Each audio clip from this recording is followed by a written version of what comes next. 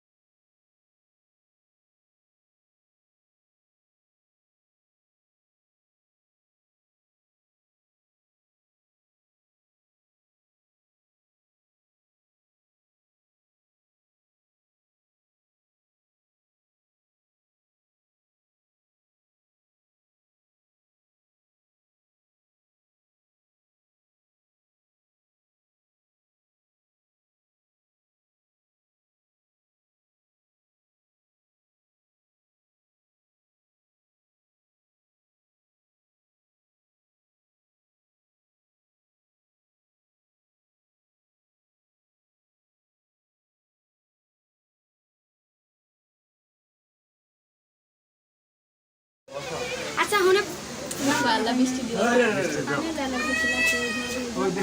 আমি জগ